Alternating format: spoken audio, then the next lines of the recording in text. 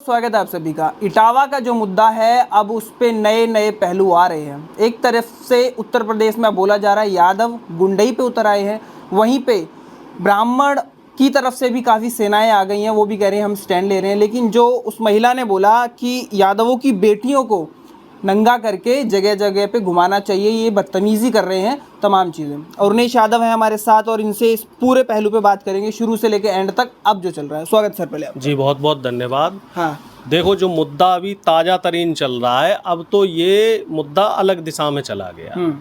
जो एक महिला का भी वीडियो आ रहा है जी, जो उसकी तरफ से जो वक्तव्य आ रहा है, वो वक्तव्य बहुत ही शर्मिंदगी भरा है और असंवैधानिक है। तरीका नहीं है ये कि इस तरीके से कोई लेडीज बोले, और वो भी महिलाओं के लिए ही बोल रही है। और दुख की बात यह है कि कोई भी कार्यवाही दूसरे पक्ष पे हो ही नहीं रही है। सारी की सारी कार्यवाही एक ही पक्ष पे हो रही है कि जलील किए गए कौन? यादव। शर्मिंदा किए गए कौन? यादव। गलत किसे बताया जा रहा है? यादवों को। अब पुलिस में एफआईआर किन की हो रही है? उन्हीं कथावाचकों के खिलाफ। उनके पक्ष में सपोर्ट करने के लिए जो लोग गए तो उनको भी पकड़ के जेल में डाल दिया। और जो महिलाएं और जो ब्राह्मण महासभाएं और तमाम जो बुद्धिजीवी लोग जो ब्राह्मण समाज के पक्ष में बोल रहे हैं, असंवैधानिक तरीके से बोल रहे हैं, उन्हें पूरी खुली छूट दे दी गई है। और इस जो पूरे प्रकरण है, इस पूरे प्रकरण को देख के एक चीज़ तो क्लियर समझ में आ रही है कि उत्तर प्रदेश में आरएसएस ने प्रयोगशाला बना दी है और प्रयोग के लिए यादवों को सामने खड़ा कर दिया है कि साहब यादवों के ऊपर प्रयोग करो, क्योंकि और किसी के ऊपर प्रयोग करेंगे तो वो उनका प्रयोग विफल हो जाएगा। अखिलेश यादव इस मामले में अंदर आ गए इसलिए इतना बढ़ा, या फिर सरकार भी तो कार्रवाई करती, उन्होंने तो समय ही नहीं दिया। अब ये बताओ साहब, अखिलेश यादव ना बोले तो दिक्कत है कि साहब अखिलेश यादव क्यों नहीं बोल रहे। अब अखिलेश यादव बोल रहे हैं तो दिक्कत है कि यादव के लिए क्यों बोल रहे। जब अखिलेश यादव किसी ब्राह्मण समाज के व्यक्ति पे अत्याचार होता है तब बोलते हैं, तब इन्हें दिक्कत होती है। मुस्लिम पे अत्याचार हो रहा है तब अखिलेश जी बोलते हैं, तब दिक्कत होती है। दिक्कत अखिलेश यादव जी से नहीं है, दिक्कत ये है कि कोई पिछड़ी जाति का नेता या कोई भी विपक्ष का नेता जो इस समय संविधान को बचाने की बात कर रहा है, दलित और पिछड़ों के हक हकूक की बात कर रहा है, उससे इन लोगों को समस्या है। कल को ये लोग राहुल गांधी जी के लिए भी इसी तरह की बात का इस्तेमाल कर रहे थे। अब तेजस्वी यादव जी इनके पक्ष में आए हैं तो तेजस्वी जी के लिए भी इसी तरीके की बातों का इस्तेमाल हो रहा है। शुरुआत में देखा जाए नाम बदल करके जाना भी तो कोई ठीक बात नहीं है, फ्रॉड है वो तो। बिल्कुल अपराध है। हाँ। सारे अपराध का ठेका यादवों ने ले रखा है। आप बताइए, कोई कथा भागवत करने जा रहा है तो वो अपने नाम के आगे पंडित नहीं लगा सकता, नाम के पीछे शास्त्री नहीं लगा सकता। लेकिन जो जाति विशेष के लोग हैं उनको खुली छूट है, वो कुछ भी कर सकते हैं। शास्त्रों को पढ़ने वाला शास्त्री होता है और कथा भागवत या वेदों का ज्ञाता पंडित होता है। ये बात तो भैया सब जानते हैं, बच्चा बच्चा जानता है। अब किसी यादव ने अगर वो शब्दों का इस्तेमाल कर लिया तो साहब उस पे कोहराम कट गया, उस पे पूरी तरीके से ये जो लॉबी है, खास तौर से जो ये गोदी मीडिया की लॉबी है, ये हावी हो रही है। अब आप देख रहे हैं न्यूज़ चैनल पे क्या डिबेट चल रही है। न्यूज़ चैनल पे क्या ये इस तरह की डिबेट होनी चाहिए? न्यूज़ चैनल में चर्चा ये होनी चाहिए कि आखिर 21वीं सदी के भारत में, जब देश में संविधान लागू हुए 75 साल हो चुके हैं, इस तरह की घटनाएं क्यों हो रही हैं? क्यों जाति को लेकर, धर्म को लेकर इस तरह से आपस में वैमनस्यता का माहौल बढ़ता जा रहा है? आखिर ऐसा क्यों हो रहा है? कुछ इसी तरह की घटना मध्य प्रदेश में भी हुई। वहाँ एक लोधी समाज के व्यक्ति को मल खिलाया गया, उसका सर मूड़ा गया। ठीक इसी तरह की घटना वहाँ भी एक पिछड़े समाज के व्यक्ति को जलील किया गया और उसके पक्ष में कांग्रेस के प्रदेश अध्यक्ष आए तो उनके खिलाफ भी मोहन यादव जी ने एफआईआर कर दी। तो यहाँ मामला ऐसा है कि अपराध करने वाला तो सुरक्षित है, वो बेखौफ घूम रहा है क्योंकि सरकार से उसे संरक्षण प्राप्त है। और जो व्यक्ति अपराध के खिलाफ आवाज़ उठा रहा है, सरकार उसी को पुलिस के जरिए पकड़ के जेल में डलवा रही है। आपने शंकराचार्य का बयान सुना कि पूजा पाठ करने का जो हक है वो ब्राह्मण को ही होना चाहिए, बिल्कुल। कथा का भी। हाँ, पूरा ठेका इन्हीं लोगों को दे दो। ये जो चंद है, जो शंकराचार्य लोग बैठे हैं, इन्हीं को पूरे देश का ठेका दे दो। ना अब देश में संसद चलेगी, ना न्यायपालिका चलेगी, ना कार्यपालिका चलेगी। जितने सरकारी दफ्तर हैं, जितनी प्राइवेट कंपनी है, सब बंद कर दो। ये शंकराचार्य फूंक मारेंगे, ये तपस्या करेंगे और इसी से देश चलेगा। ऐसी जो पोंगा पंडिताई चल रही है, इस तरीके के जो कठमुल्लापन चल रहा है, इसी ने देश का सर्वनाश किया। बहुत से लोग तो ये भी देश में टेक्नोलॉजी की बात नहीं होनी चाहिए, देश में विज्ञान की बात नहीं होनी चाहिए, देश में तर्क की बात नहीं होनी चाहिए। देश में बात क्या होनी चाहिए कि मोनोपोली सारी की सारी कुछ चंद मुट्ठीवर लोगों को पकड़ा दो, धीरेन्द्र शास्त्री जैसे लोगों को, शंकराचार्य जी जैसे लोगों को, यही लोग देश चलाएंगे। संसदें तो बेकार है, राजभर का बयान सुना? जो विधानसभाएं हैं, ये तो सब बेकार है। राजभर का बयान सुना आपने? देखिए, राजभर तो अभी इस समय कठपुतली बने हुए हैं। अच्छा। उनको तो अपनी मंत्री पद की जो कुर्सी है वो बचानी है, क्योंकि मामला ऐसा है, अब यूपी में चुनाव भी आने वाला है और उनके हिस्से में जो एक सांसदी की सीट आई थी, उस पर उनका लड़का गया था हार। तो अपने आप को बचाने के लिए राजभर ने पूरे पिछड़े समाज और पूरे राजभर समाज को बीजेपी के हाथों गिरवी रखवा दिया है। यही हाल है बीजेपी के और जो घटक दल है, चाहे वो निषाद पार्टी के संजय निषाद हो, चाहे चिराग पासवान हो, चाहे जयंत चौधरी हो, इस तरह के जो नेता हैं, उन्होंने पूरे पिछड़े और दलित समाज को बीजेपी के यहाँ नीलाम कर दिया है। और ये दुर्भाग्य है देश का कि लोग इनको समाज का नेता मानते हैं और ये लोग बीजेपी के नेता बन जाते हैं और ये लोग मनवाद को बढ़ावा देते हैं। लेकिन जो आप लोगों ने किया, थाने का विरोध करना या फिर उस गांव में जाके धमकियां देना कि ऐसा करेंगे वैसा करेंगे, उसके बाद पुलिस की गाड़ियां तक तोड़ दिया, आप कौन से संविधान से चल रहे हैं? देखो, मैं नहीं, मेरी बात मत करो। मतलब वो एक तरीके से जो चंद भटके हुए युवा हैं, अब वो भटके हुए, अब वो पता तो करो कि वो लोग हैं कौन।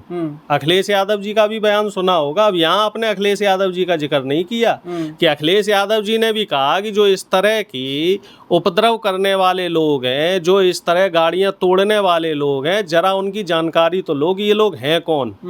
जो यादव बने घूम रहे हैं, ये बीजेपी के कार्यकर्ता मिलेंगे। ये बीजेपी की बी टीम है जो माहौल खराब करने के लिए वहां पहुंच गई है, और बीजेपी द्वारा ही प्लांटेड लोग हैं जो वहां गए हैं। अच्छा, अगर नहीं है तो इसकी निष्पक्ष जांच क्यों नहीं करवा रही है सरकार? आखिर जांच से क्यों डर रही है? मुख्यमंत्री जी जांच से क्यों डर रहे हैं? निष्पक्ष जांच होनी चाहिए। इतनी बड़ी घटना हो गई और ये पूरा राष्ट्रीय मुद्दा बना दिया गया है, बीजेपी द्वारा इसको मुद्दा बनाया गया है, आरएसएस द्वारा इसको मुद्दा बनाया गया है, तो इसकी जांच करवाओ। जांच से किस बात का डर है? चलिए थोड़ा मानसिकता पे जाते हैं कि आपने बोला 21वीं सदी है, तो पेशाब से छींटे मार के शुद्ध करना, सर मुड़वा देना, क्या यही भारत है, यही राम राज्य है? इसी को बनाना चाह रहे हैं। अच्छा। रामराज तो बहुत ठीक था। जो रामराज की एक परिकल्पना, अगर उसको आध्यात्मिक रूप से देखा जाए तो वो बहुत अच्छी थी कि जहाँ हर व्यक्ति को बराबरी का अधिकार था। रामराज ये कहता है, रामराज का जो श्लोक है, मोटा मोटे तौर पे मैं बताता हूँ कि रामराज बैठे त्रिलोका, हर्षित भये गए सब शोका। यानी कि कोई भी व्यक्ति दुखी ना रहे, कोई भी व्यक्ति को किसी भी तरह की तकलीफ ना रहे। और तकलीफ, हत्या भी हुई थी रामराज। देखिए वो तो बहुत सारी चीजें हुई थी, क्या हुआ था क्या नहीं हुआ था, मैं तो आपको सिर्फ सार बता रहा हूँ कि राम राज्य का मतलब है कि एक ऐसा राज्य होना चाहिए जहाँ गरीब व्यक्ति है, दलित व्यक्ति है, पिछड़ा व्यक्ति है, शोषित है, वंचित है, उसको बराबरी का अधिकार हो, उसको पढ़ने लिखने का अधिकार हो, उसको हर तरह की नौकरी का, बिजनेस का, आपस में रोटी बेटी का संबंध हो। इस तरह की परिकल्पना को हम रामराज कह सकते हैं। और आधुनिक रामराज जो है, मैं उसी बात को आगे बढ़ाता हूँ, वो संविधान राज है। अगर आज की डेट में राम जी होते तो निश्चित तौर पे वो संविधान को मानते हैं। संविधान राज्य एक ही बात है। देखो, अब आधुनिक बात हो रही ना, 5,000 साल पुरानी बात कहाँ हो रही है? आप जैसे लोग ही तो उस मनवाद को बढ़ावा देते हैं। आप जैसे लोग ही तो उस जो व्यवस्था है, उस व्यवस्था को बढ़ावा देते हैं। रामराज में क्या व्यवस्था थी बताओ ना जरा पहले। अब देखो पीछे क्यों जा रहे हो आप? आपने कहा दोनों सेम ही हैं। पीछे क्यों जा रहे हो आप? मैं क्या कह रहा हूं आपसे कि आधुनिक युग में संविधान राज ही असली राम राज शास्त्रों को है। मानते नहीं मानते? मैं किसी चीज को, मैं संविधान को मानता हूं, क्योंकि भाई जब राम राज था क्या नहीं था मैंने तो नहीं देखा, लेकिन मैं अपने हिसाब से मानता हूं कि हर व्यक्ति को बराबरी का अधिकार मिले, और बराबरी का अधिकार कौन देता है? संविधान देता है। तो संविधान ही राम राज है, और संविधान के राज को ही मजबूत करना चाहिए। जो सत्ताधारी दल है उसको संविधान को मजबूत करने के लिए जो भी काम करना पड़े। अब वो ब्राह्मण समाज के लोगों ने, और ब्राह्मण समाज भी ना कह के हम ये कह सकते हैं कि वो जो एक मनवादी व्यवस्था के लोग हैं, वो मनवादी व्यवस्था के लोग किसी भी जाति के हो सकते हैं, किसी भी सोच के हो सकते हैं, किसी भी वर्ग के हो सकते हैं, उन लोगों के खिलाफ कार्रवाई होनी चाहिए। इटावा की घटना के बाद आप अपने आप को हिंदू मानते हैं या शूद्र? देखिए, मैं तो अपने आप को इस देश का नागरिक मानता हूँ। अब जाति में पैदा हो गया तो जाति तो नहीं बदल सकता। यादव जाति में अगर मैं पैदा हुआ हूँ, और हर व्यक्ति को अपने जाति पे और अपने धर्म पे गर्व करना चाहिए, क्योंकि जो आदमी अपने जाति का नहीं हुआ, अपने धर्म का नहीं हुआ, वो किसका होगा? और कब तक भागते फिरोगे? कोई भी व्यक्ति है, अब मान लो अगर कोई ब्राह्मण कुल में पैदा हुआ तो ये उसका अपराध नहीं है। कोई अगर दलित परिवार में पैदा हुआ तो ये उसका गुनाह नहीं है। मुख्य बात यह है कि आप मानवता को मानिए, आप देश के संविधान को मानिए, आप देश की लोकतांत्रिक व्यवस्था में भरोसा रखिए, आप मनुष्य के बीच में भेद ना करें। तो जो ये ब्राह्मण समाज के जो पुरुष और महिला, जो वहाँ के पर्टिकुलर उस गांव के लोग हैं, वो इस तरह की जो हरकत कर रहे हैं, और उनका सपोर्ट देने वाले जो लोग हैं, इनके खिलाफ कानूनी कार्रवाई होनी चाहिए।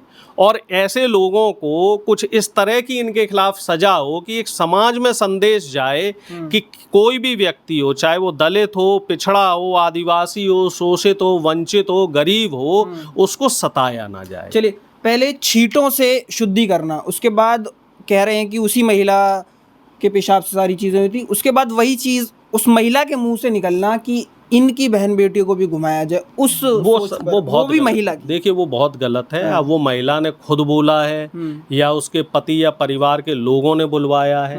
वैसे मेरे हिसाब से तो एक महिला को ऐसे बयान नहीं देने चाहिए, लेकिन सोशल मीडिया का जमाना है, हो सकता है उसे भी नेता बनना हो, अच्छा, उसे भी फेमस होना हो, तो फेमस होने के लिए इस तरह के उल जलूल बयान दे रहे हैं कि क्या पता मुझे ही विधायकी की टिकट मिल जाए। मामला ये भी तो चल रहा है कि हर व्यक्ति अपने आप को फेमस करने के लिए मर्यादाएं लांघ रहा है, कुछ भी बोल देता है। किस तमाम तरह के वीडियो आ रहे हैं, तमाम तरह के बड़े बड़े नेता तक इस तरह के उल जलूल बयान दे देते हैं। ऊंच नीच का जो भेदभाव है अभी भी जिंदा है। ऊंच नीच का भेदभाव हमारे देश में तब तक जिंदा रहेगा जब तक ये आरएसएस समाज में रहेगा। आरएसएस जब तक मजबूत रहेगा तब तक देश में भेदभाव रहेगा, क्योंकि आरएसएस एक जातिवादी और मनवादी व्यवस्था का संगठन है, और ये लोग समाज में नफरत फैलाने का काम कर रहे हैं। और ये एक अलग चर्चा का विषय है। आरएसएस के बारे में हम बात करें तो वो एक अलग विषय हो जाएगा, लेकिन कुल मिला जुला के हम ये मानते हैं कि जो आरएसएस के प्रमुख थे, उन्होंने जो बंच ऑफ थॉट्स लिखी है, तो हर दलित को और हर पिछड़े को वो बंच ऑफ थॉट्स किताब पढ़ना बहुत ज़रूरी है।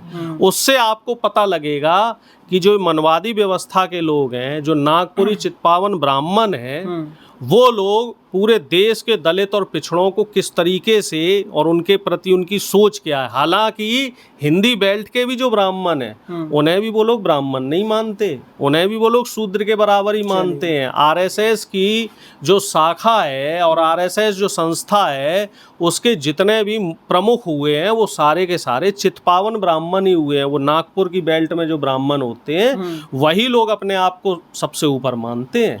तो जब तक ये जातीय श्रेष्ठता हमारे देश में रहेगी, इस तरह की घटनाएं गाये बगाए होती रहेंगी। अब इसमें सबसे अच्छा जो इसका उपाय है वो ये है कि देश का दलित और पिछड़ा और आदिवासी और जो शोषित वंचित समाज के लोग हैं, वो संविधान की तरफ ध्यान रखें और अपने देश के संविधान को मजबूत करें। डॉक्टर गणेश हमारे साथ थे, इनकी बातों पर, इनके